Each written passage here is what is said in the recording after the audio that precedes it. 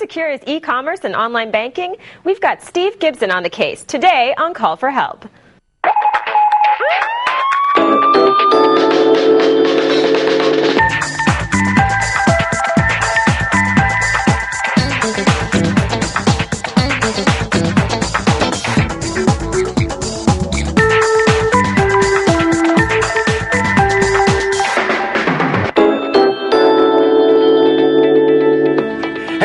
Welcome to Call for Help. I am Leo Laporte. We got a great show planned, a really big show planned for you today. As always, we really try to put together a show that's going to be interesting, entertaining, and that you'll, take something away from. You'll feel like afterwards, boy, I'm glad I watched that because I really learned something about technology. This is episode 335. That number is kind of deceptive because we've done 335 here in Toronto. But then I did another 1,500 before that, so it really is more, we're closing in on 2,000 Call for Help. Oh, my goodness. Episodes. But I have to say, Amber's only been here for a fraction of those. Yes, so you just don't have to 300 and some. You don't have to feel too, and that's a lot. too old. I'm the old guy on here. But no, we've been doing this show since 1998, and it's interesting to see how much things have changed. We were just, Amber and I, talking about how web design has changed so much. Yeah, it's really evolved, and there's a lot of really beautiful websites out there that are using more color and big buttons and big text, and really going against the grain of what we kind of learned 5 years ago, which was like smaller text and more content on the homepage. They're kind of going back to more traditional, almost like splash pages. Yeah, I like that. Yeah, but there's still content there. We're actually going to look at a site that's designed that way. That's how this came up, called Wayfaring. Wayfaring, and a couple people have sent me an email and told me about this site. It's where you can go online and you can create a map of certain locations and certain spots that you like and assign little notes. So say, for example, if you know a bunch of picnic spots in Petaluma or something like that, you can create a map just for that, and then people can go and check that out. So it's kind of a neat thing. A Google Map mashup, or is it their own? It's their own thing, but they are using Google Maps, and it's really, you're able to just kind of identify certain areas and just create little stories and little trails, hiking trails, or and just really customize a map. That's neat. That's another big trend right now is what they're calling mashups, for want of a better word, where you take kind of the output of one site and the output of another site, and you mix them together in a new and unique way. And yeah, that's really I love those. There's a lot of those. I want to do a segment maybe one day just on the best mashups. That would be really fun. I love covering technology because it's always changing. There's always new stuff, and you always get the sense of wonder. You never get the point where you go, I've seen it all before. I know. It just gets better and better. Yeah. Speaking of never having seen it before, Jen Cutter is here. She's our PSP hacker, and she's going to show you how there's a new shell for PSP. It's an open source shell that changes the user interface and really allows you to do a lot more. So some more PSP hacking coming up. And Steve Gibson, our security guru, is here, and we're going to talk about how safe it is to shop online and how to assure that you are doing it right. Ooh, that's really important. Very, very important. Lots of good stuff on the show, as I mentioned. But, of course, we call it Call for Help for a reason. That's a nice phone. Weird ringtone. We get calls for help. All right, we have Gordon on the webcam from Quebec City, Quebec. Hello, Gordon. How are you today? Hi, Leo. Fine. Welcome to Call for Help. Yeah, I enjoy the show. I'd like to say hello to everyone, and Steve also. Oh, yeah, Amber. Steve's here. Everybody. Hi there. The whole group. We're having a great time. What can I do for you today? Andy and Mikey. Everybody. Sean. Yeah, my son. Well, we do a lot of skiing here, and we post up some videos and stuff. So there's a great site. But then that's just neat. ran into a little problem that he had a pretty easy password to find out. Someone found it and posted a lot of dumb things under his account. So he evidently got banned, and he got on it again, but. Oh, darn, my screensaver just popped on. Okay. That's all right. We still see you. Yeah. He created another account and everything, but he was just like, he's young, and he was like, God, it's. You have to be really careful. How old is your the event? How old is he was getting a lot of people were telling him, why are you saying stuff like that? You jerk, yeah. How old is your son? Pardon me? How old is your son? 13 now. Yeah. My daughter's 13. They don't... we got in touch with the modder. We created an excuse thread and all that. But, of course, 10% of the people still, it's not true and everything. Right. But the question is, like, we got in touch with the moderators. They got rid of it and everything. But just we were wondering, the person that actually did that, did they ever find out who that is? Or they could. Yeah. They could. You know, there's an important lesson I want your son to learn here, and that is treat his passwords carefully and treat his security safe. This is, you know, hey, it could be worse. This is, as bad as this is, especially when you're 13, he's learned a really valuable lesson that he'll take with him his whole life, which is to use secure passwords, even on message boards, even on places where, and you know, a lot of adults don't know this. We use the same stupid dictionary word on a bunch of message boards. Now, there's a couple of issues. I mean, message boards software is often insecure. I mean, a lot of it's written by other teenagers, and so it may, even if you use a good password, it may be easily hacked. In fact, there's a guy who's been going around hacking PHPBB, I think it is, and if you do a search on his name, you'll find thousands of sites that he's hacked. That's because of these kind of fundamental insecurities in some of this message board software. So, use a good password, but nobody should ever assume that what you see on a message board is guaranteed to be from the person. Now, the moderators of the message board do know the person's IP address. That is on almost all messages. If that person was able to keep on doing that for like years on end. Well, here's the issue. I can know your IP address when you did that, but you might have a different IP address if you have a dial-up or if you're on America Online, or lots of reasons why your IP address is not unique to you. It's not like your social security number, your driver's license number, your passport number. It changes for some people. So even knowing it is not enough. Steve, now I know as a message board moderator myself that you do know the IP address, and you can always find out the IP address, but it's not enough to know the IP address to be able to pinpoint a person's identity, is it, Steve? No, the ISPs do maintain that mapping, but it takes some sort of legal procedure, like a court order, in order to compel an ISP, you know, like the RIAA is able to use file sharing. Yeah, exactly. They file a lawsuit. A court compels the ISP to release the actual identities of the people with the IP. So you know, individual users cannot determine what that is. But it is knowable. People who spam message boards very frequently maintain multiple IP addresses for this very reason. You know, on my message boards, we have moderators. I work very hard to keep it a clean, nice, friendly place. That's Leoville Town Square. But it very frequently happens that people sneak on there and do stuff. They're very good about taking anything that's dumb that's posted up, they take off. They take it off. That's good. Yeah. That's the main thing, is that they respond quickly to that. But you know, let me log into my admin area and show you. I mean, we have all sorts of tools for this kind of thing. And frankly, if somebody comes back with the same IP address, I can ban them. But you know, if somebody is getting online through America Online, I can't ban any America Online IP address, because that will ban many people, not just one. So there's all sorts of things, you know, I can do in here to block this stuff and to protect you. But I can't ultimately, keep the guy off. And as Steve said, even if I know the IP address, I don't know the name of the guy, unless he's logged in with a variety of different accounts. I was just wondering if they found out who, at least ban him and stop him from doing that kind of silliness. No, they can't. They can only ban the individual IP address, and if he comes in with a different IP address, you're out of luck. I think that your take on it, Leo, is exactly right. That is, you know, traumatic as this is for a 13-year-old, this could end up being a valuable lesson. I mean, we're all online. You know, certainly a 13-year-old's entire future on the internet is ahead of him. He's going to be doing the internet for the rest of his life. Yeah. So the idea of respecting the importance of a good password, you know, this ends up being an inexpensive lesson. Yeah, don't tell anybody. It's private. He's learned a good lesson. And really, there's not much. You know, I know you'd like to break those guys' legs, but there's not much you can do. You can't do anything, I'm sorry to say. Hey, I appreciate the call, Gordon. Yeah, I just had a quick question. My router stopped working 2 days ago, and it still says I'm connected, but there's no traffic.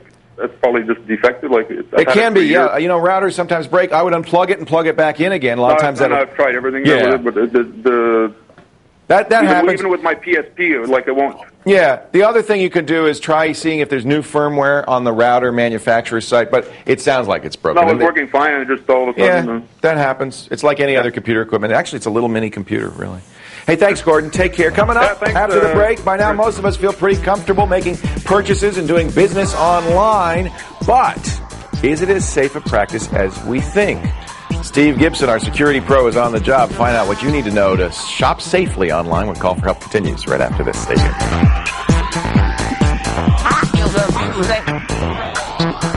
When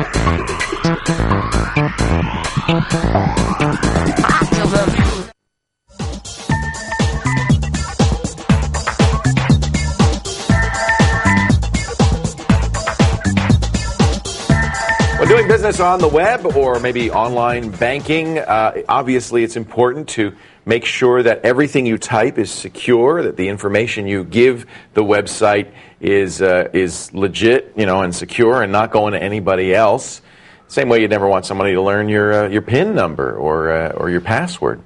So you also, of course, want to avoid putting yourself in risky situations. So here to discuss all of these issues, Steve Gibson, our security pro, with a look at secure sites.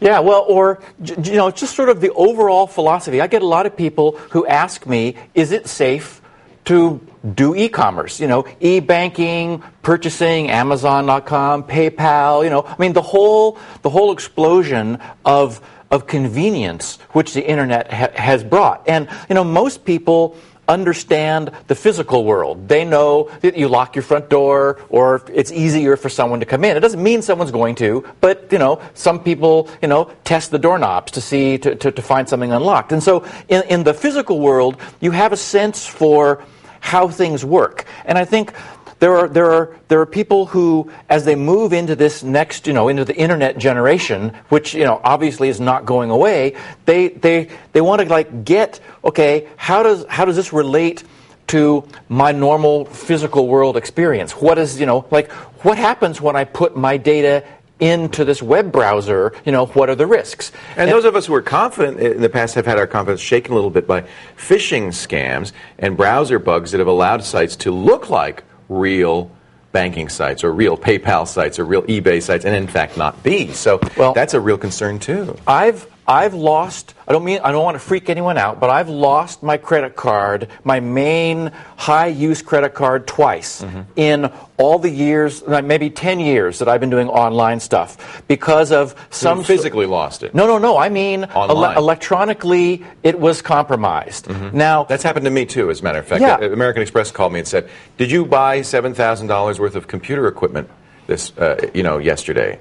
And I said, no. I think you might have had the same guy I did. Was this because it was like two $3,500 purchases, and it was shipped. They said, in my case, in my case, it was to Colorado, and it's like, no, I haven't moved to Colorado. Well, and credit card users are indemnified against any of that sort of problem. It's why the interest rates are so. One of the reasons the interest rates are so high is so people ought to know that if the worst happens and somehow their confidential information does get loose, as can happen. And there have been cases where, an entire database, an e-commerce database was completely hacked and went off, in exactly as you were saying, to Russia, so that all of the people potentially who had purchased from them in the last few years had their personal credit exposed.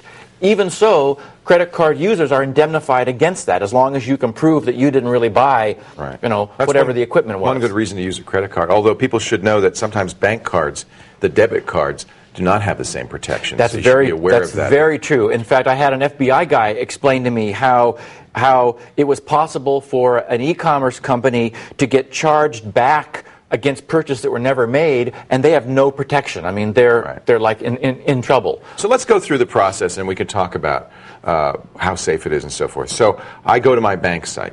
First of all, how do I know it's my bank site? Well, actually, there's something to think about just in terms of the computer you choose.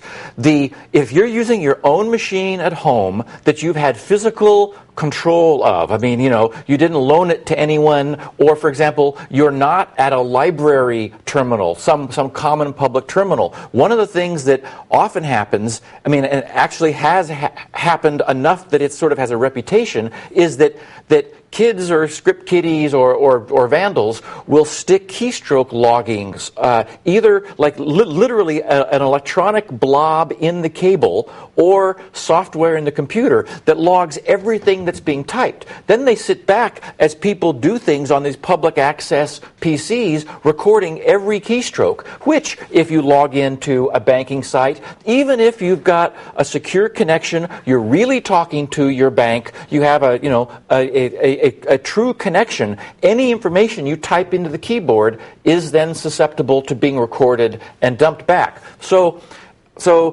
the bottom line is, it's fine, for non-secure browsing to use public terminals, but I would be just sort of, again, I'm not saying there is a danger, it's not necessarily going to happen, but just be aware that if you have a choice between waiting to go home and do your online banking or purchasing, it's better than just using an untrusted computer, because you just have no idea what might be going on in that machine.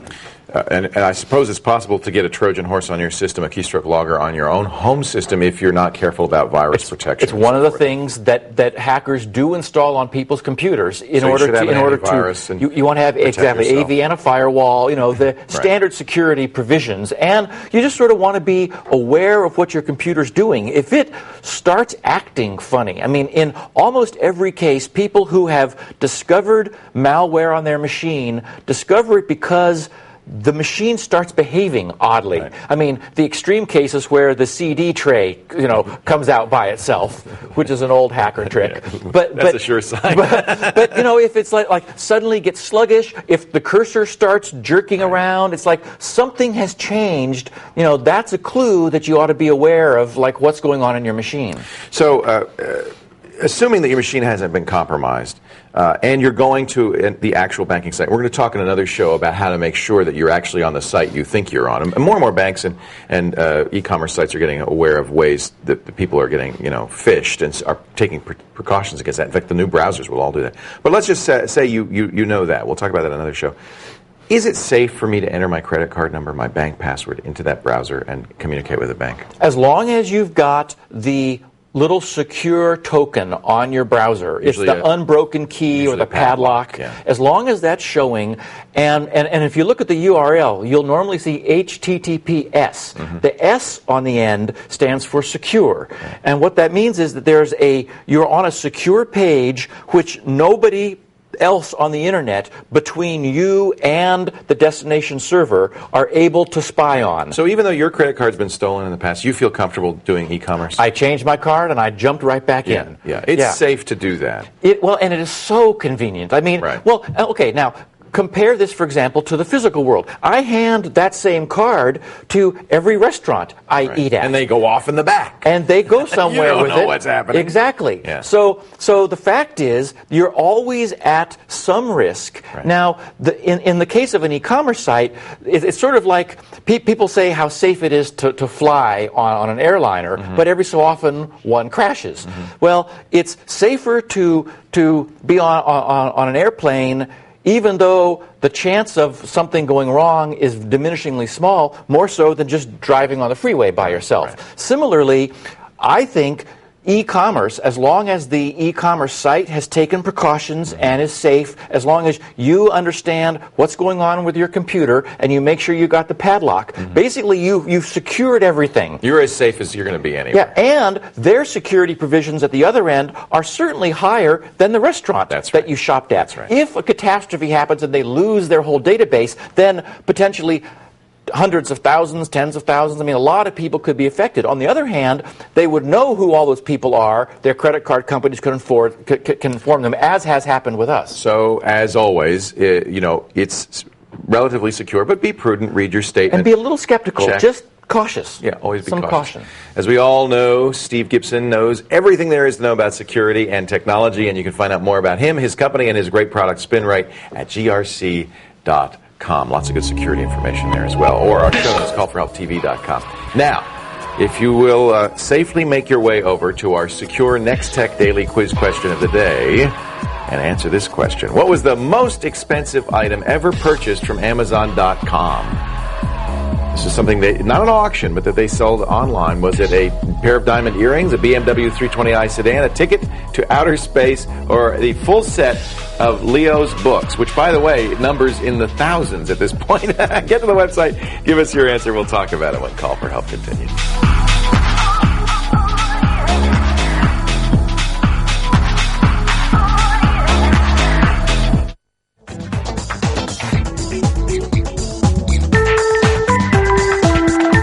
Welcome back to Call for Help. Time for our Mac tip of the day. Here's how you can change the day schedule in iCal.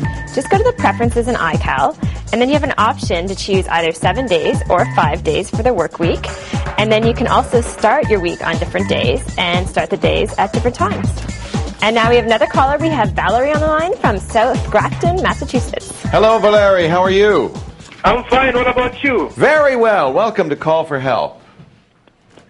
Yeah, my question was... Yes. Can anybody be able to, hook up 2 laptops using ad hoc networking? Yeah.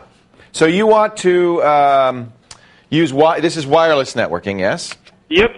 And you have 2 laptops or 2 Wi-Fi enabled devices, and instead of going through an access point, you want to have them talk to each other directly. Is that what you're saying?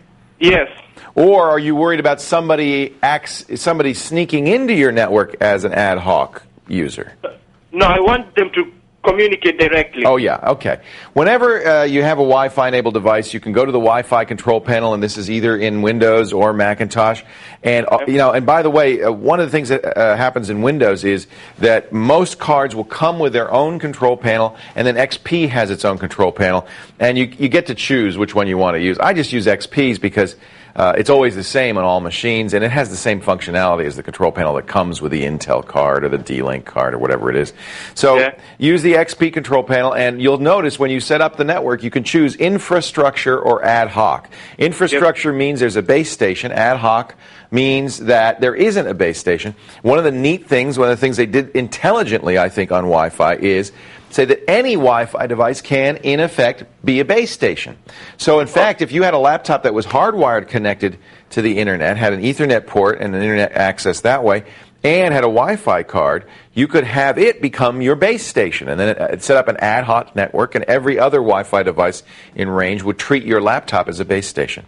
So that, or if you want to do file sharing, it'd be like having a crossover cable between the two, and you'd be able to go back and forth. So, yeah, absolutely, Valerie. That's a really great thing about Wi-Fi is it doesn't require this smart central unit, this base station.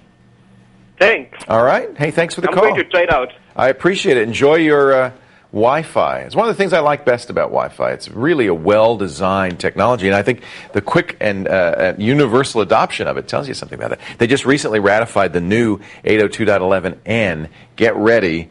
We've talked before about the pre-N routers from Belkin and other companies and how fast they are and how long range they are. Well, now that it's a standard, you're going to see N routers and Wi-Fi everywhere and up to 600 megabits. I mean, incredible stuff. Have you ever wondered how to find the coolest places to work in your town or the best snorkel spots for your next vacation?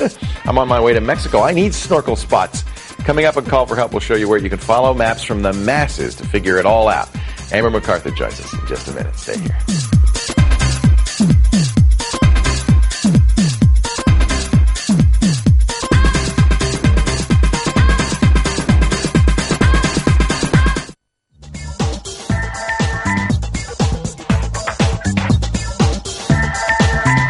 Welcome back to Call for Help. There are so many cool things being done online with maps. You can map your way anywhere, and it's not just MapQuest and Yahoo Maps. Everybody loves Google Maps now, and they've got Google Mashups.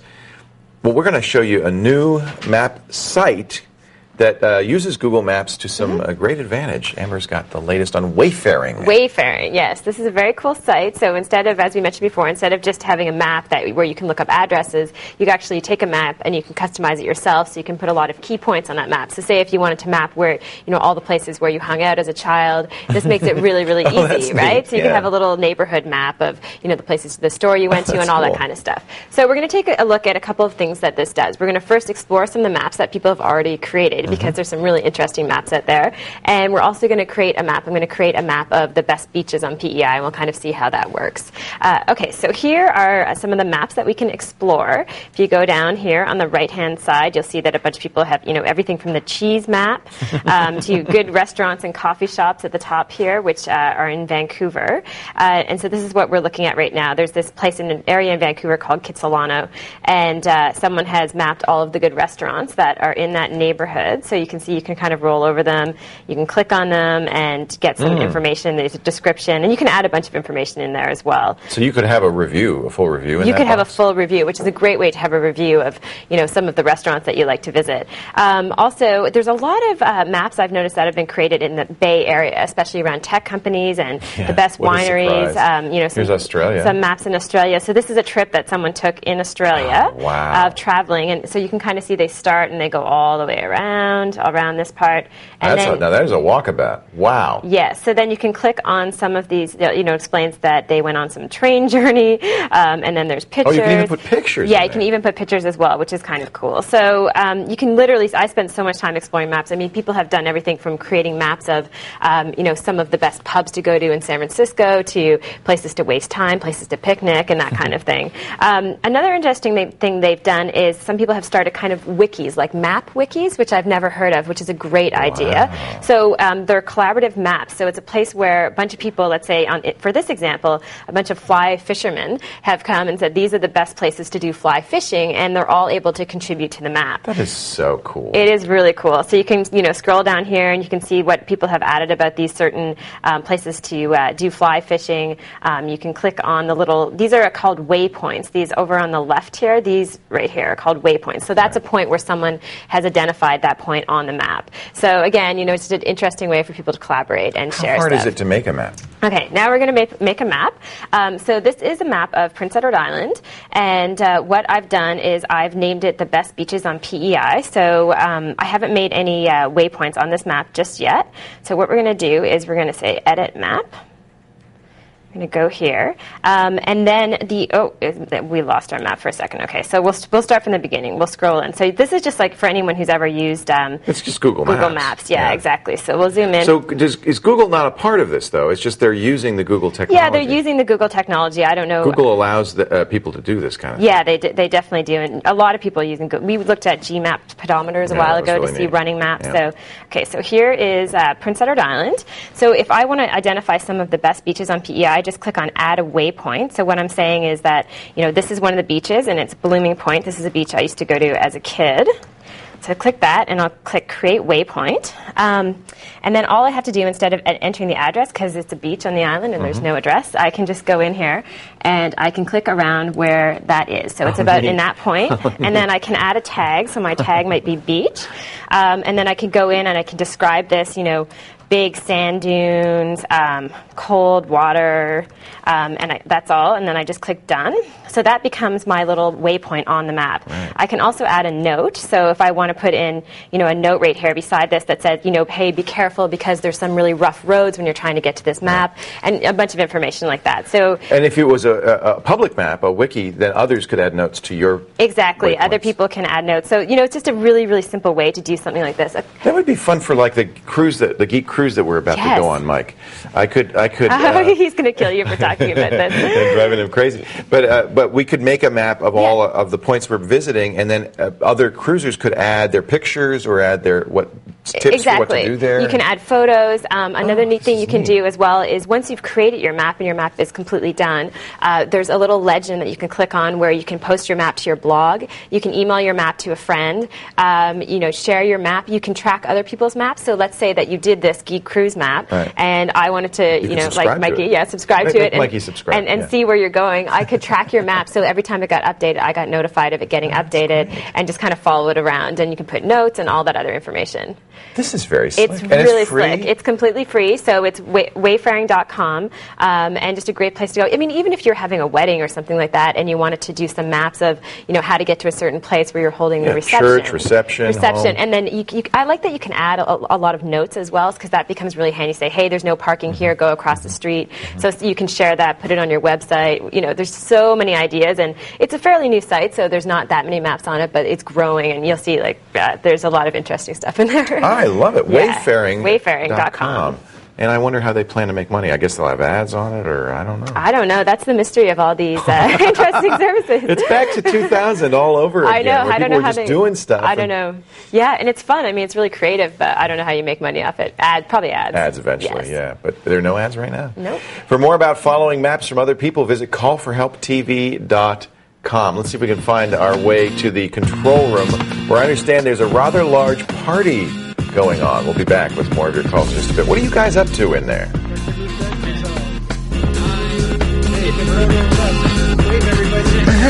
What is commercials this? Leave to Mom. 3, roll commercials 2. 1, roll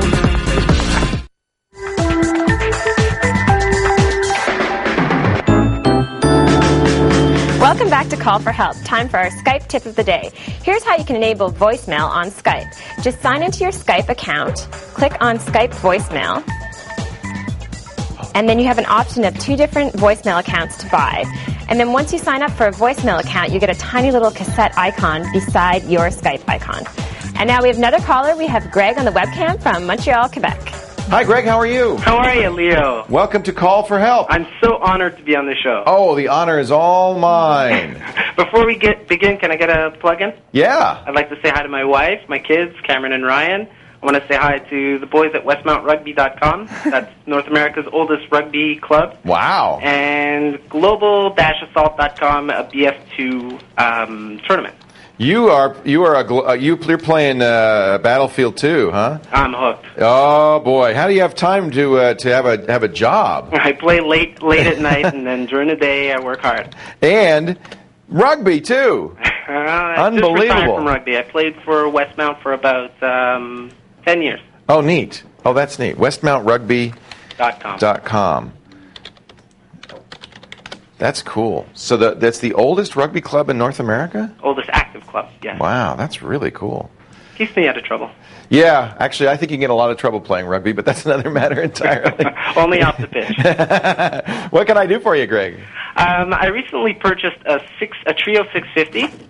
Yes? And I opted out of their web program, and I'm wondering if I can activate my 650 and surf hotspots. Everybody wants to do that. You know what, in the States, Verizon Wireless, which sells this, and actually I have the new 700W, they did the same thing.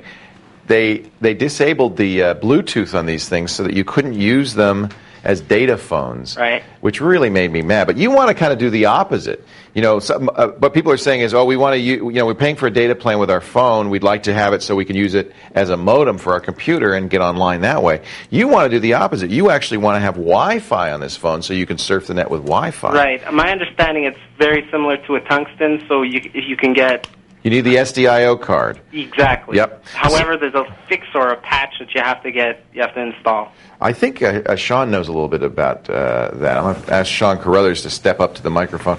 Hey, Sean. These support SD cards, so if you can put an SD card in there, and there are what they call SDIO cards. They're not memory cards, they're I/O cards that support Wi-Fi. So you would put one in there, would have a little Wi-Fi antenna sticking up on the edge on there, and that would give you Wi-Fi capability, but then you have to enable that in the phone. Is it a software patch? Is it a little hack you do? Or well, if you're looking to upgrade the dial-up networking, as the caller had asked about, then that is a hack that you have to do. You have to replace one of the files. Because you need dial-up networking to support Wi-Fi? Is that? You shouldn't need that to support Wi-Fi. Wi-Fi should be pretty straightforward with that. If you have the software that came with the card for use with a Palm or a Pocket PC, it should do that automatically. So you don't need to hack that. The hack is so that you can do the other thing, which is to use your phone as a dialer for use your phone as a data device. Yeah, so if you wanted to use the Trio as the modem out for your notebook, for example. I see.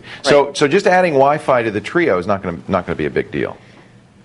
It shouldn't be. Except you have to get the driver. Right, you'd have to get the driver, and often that would come with the card, or you should be able to download it. So I'm looking at, this is an Engadget article here, Greg, that talks about the fact that Wi-Fi support was not built in.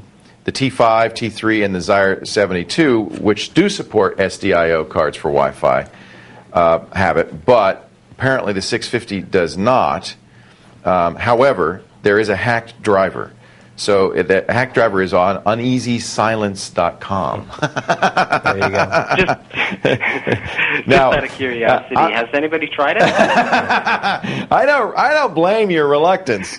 Oh yeah, just download the driver from Uneasy Silence. I haven't tried it. I would do is I would read the forums over here, and there are comments. The guy named Shadow Might has written this thing. It's probably not that tricky. I don't think it would hurt anything to use it. The truth is, this has been around for a couple of years. It came out in December 2004, so a year and some months. So it would be my guess that it would work fine. Basically, you install a file like installing a driver on any operating system, and then it will support the SD card. Yeah, and since it's supported on other Palm devices, I bet you it's not that big a deal. Just back up your data first. Make sure that you have something to go back to, and if worst comes to worst, just do a hard reset. When in doubt, back up. Yeah. I guess what we're saying is it's very unlikely that it's going to hurt the hardware. All right, well, I'll give it a shot, and I'll let you guys know if it works. Would you, Greg? Get back to us on that. I would love to. Yeah, so that way you can now surf high speed when you're in a coffee shop or somewhere with Wi-Fi or even at home on your Trio without paying the minutes for data to your cell phone company. Perfect. And that's exactly why, by the way, it's not in there, because the cell phone companies always go back to the phone manufacturers and say, please disable these features. We want to charge people for them. Basically, what I understand is that the cell phones don't want to encourage us because they're afraid that, with voice over the internet, exactly, we're going to bypass the using our cell phone minutes. Well, you would not then really need what I want to do. I just want to casually surf, and I really don't need the surfing option, but good to have if you need it. Well, remember, they also make money off of charging you for data, right? Right. So it's not merely they don't want you to use voice over IP; they want to charge you for using the browser. If you're going to use voice over IP on this, you'd have to have more software. The software would not only have to be a voice over IP software, but it would have to understand the Trio hardware so that it could use the speaker and it could use the microphone. I think that's non-trivial. I think that's not too much to worry about if I were the phone company. I'd be much more concerned about you not paying the $50 a month or whatever it is so that you can surf on this thing.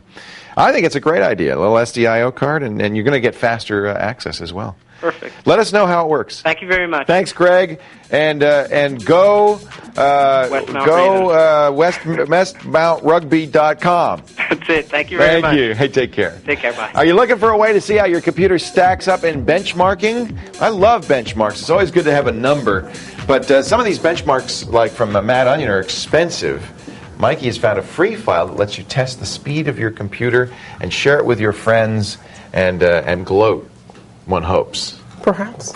Are you gloating? Wallow. Either wallow or gloat. Exactly. That's your choice. So this is PC Mark, and they offer a free version of their benchmarking suite. Now, I'm not sure how much their suite costs. Sean, how much does that cost? Do we use PC Mark? We've used it in the office before. It's several $100s. Yeah, it's expensive. So this is nice. They're giving away a little taste. Yeah, so I ran the test. It takes a few minutes, so I can show what it looks like when you actually get the results. You have to sign on to their webpage to get your results, actually. Oh, that's interesting. So I'll post it on their webpage. Post it on their, but it's private, so no one else can see it unless you give access. So if you look at the screen quickly, you can see that they show all the results for different file encryption data. There's some things turned off because this is, of course, what they want you to buy. Right. But the free version does a pretty good job in terms of just marking just normal stuff, in terms of your speed, and then you can go to your friend's place and compare. You can have multiple benchmark results and compare them against each other. And it gives you that one magic number that everybody's looking for. Exactly. Say, mine's 32,922 Exactly. I'll just go back to the screen right marks. now, and you can see right here it's 3299. 3922. Yeah. So I don't know how that compares. Is there a public place on FutureMark's site where you can compare your results with others? I don't know that. They should do that. They should do that. Because that's what maybe people... competition. Really, all people really want to do is say, I'm faster than you. But how long would it take for someone to hack it and put 999,999? Maybe. Right. So anyhow, it's a free download. Just go and perhaps compare your computer against your buddies and who's got the biggest CPU, maybe. I call them Mad Onion. They're called FutureMark now. Oh, is that what they used to call? Yeah, they used to be Mad Onion. And nobody would buy benchmarks from a company with a crazy name like Mad Onion. I remember Mad Onion. I didn't even realize it was the same company. It is. I'm pretty sure they changed the name to FutureMark. Cool. So PC Mark 04, huh? Yeah, you can get the 06 version as well. Is there an 06? Yeah, okay. Yeah. Good. And that's all available online. And you just go to our website, callforhelptv.com. We'll link to that free file and all the free files throughout all of history. Many, many years of free files. You think the PSP, the PlayStation Portable, is all about movies and games? Ha! Think again. Ha ha! When we come back, Jen Cutter will be here to talk about how downgrading your PSP might be beneficial. She's going to hack our PSP, actually hack her PSP, in just a few minutes. But first, one more chance to answer our next tech quiz question of the day. What was the most expensive item ever purchased at Amazon.com? Diamond earrings? No. A BMW 320i? A ticket to outer space? or the complete works of Leo Laporte? Now that's expensive. We'll be back with an answer right after this.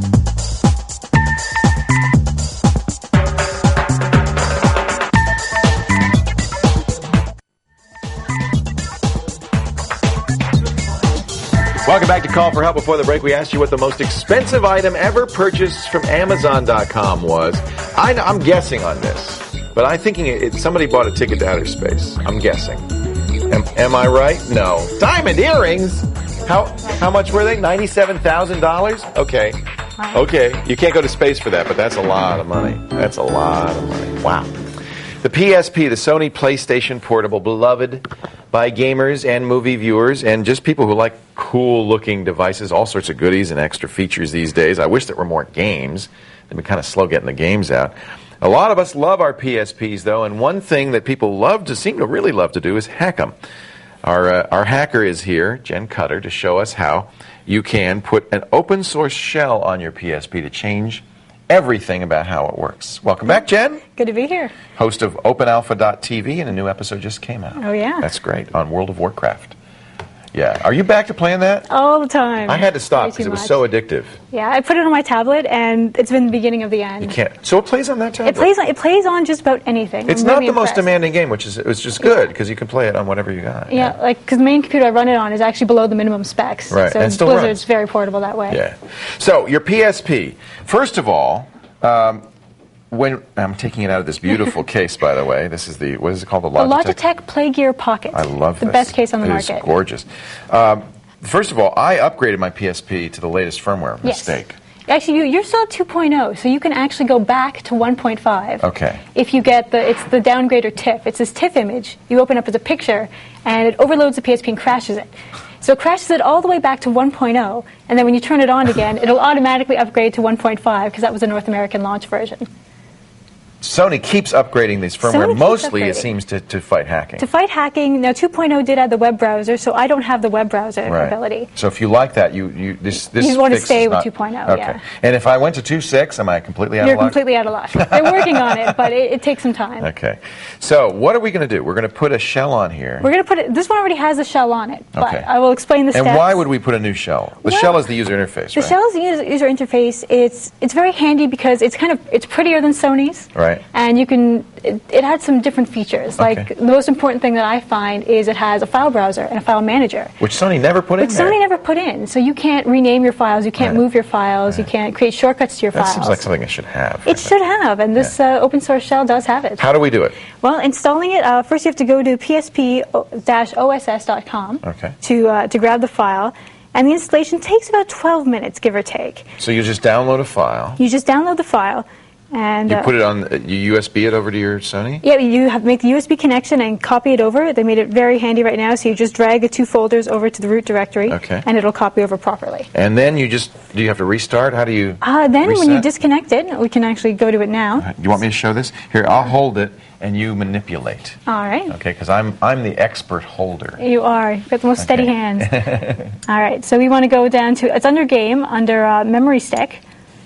And then you'll see the PSP OSS project there. Ooh. So we're going to boot right into it. How big a memory stick do you need to do this? It's pretty small. You don't need, I think you can do it on the original one. I have a 1 gig stick in there just because of all the media that I use it for. Seems like most serious PSP hackers have a gig stick because that's kind of...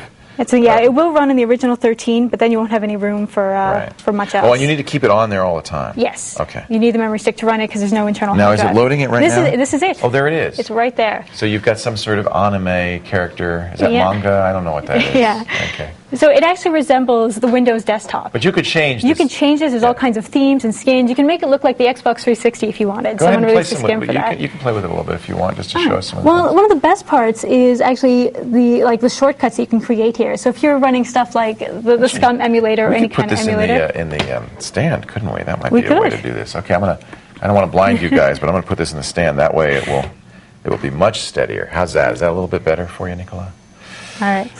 So yeah, you can create all these shortcuts right on the desktop. So if you're running a lot of homebrew programs or you're running like emulators, you can launch them right from in here, from in the shell, and when you quit, it will go back to the shell. So you don't need to fuddle with. Is there more functionality though? I mean, besides the file browser? Rename, and again with all the themes, it has USB on demand, so you don't have to go to over to system settings then USB. So you can just turn it on and off from the icon on the top. Have people released programs for the shell? I mean, no. You can use other programs within the shell, and the only thing the shell can't do is play movies. Like you can load your games, your actual UMD games from there. But it's easy to go back to the old shell. Oh yeah, you just shut it down and you're back at the original shell. So if you want to watch a movie, you just shut down and then watch the movies from there. So it's a fun hack. It's a fun little hack. The best part for me is that you can play music and do other stuff on the PSP at the same time. Oh, so you could listen to your own music while you play a game? Yes. Not while you play a game. Only while you're browsing around. Okay, very cool. It's available at PSP-OSS.com. OSS. And it's open source. Anyone can add to it, modify it. It's a simple hack. And then tell us a little bit about this Logitech case. I like that. I like it because it's a hard case. We weren't going to do this, but I really like it. It's a hard case. It's a hard case. You play the game in the case, right? You can take it out. Yeah. And also it's a skinnable case, so you can just take out these parts here. And there's all kinds of templates online. So you can change the outside. So you can add whatever kind of stuff you want, or you can just keep it clear. I think it was about $24. Roughly. That's not bad. All right. And look at that. Thank you, Jen Cutter. You can see Jen's great video podcast at openalpha.tv, World of Warcraft in this particular edition. And, of course, she joins us from time to time to show us some cool hacks. She'll be back soon to show us how to make a live Windows CD. That's cool. Boot up Windows from a CD. That's coming up in another episode of Call for Help. For more information about hacking your PSP, go to callforhelptv.com. One final word coming up right after this. Stay right where you are.